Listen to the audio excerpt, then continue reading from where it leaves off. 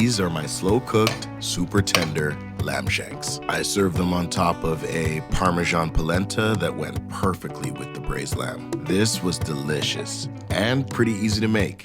So if you're a fan of lamb, you've got to save this recipe and give it a try for yourself. Now let's get into it.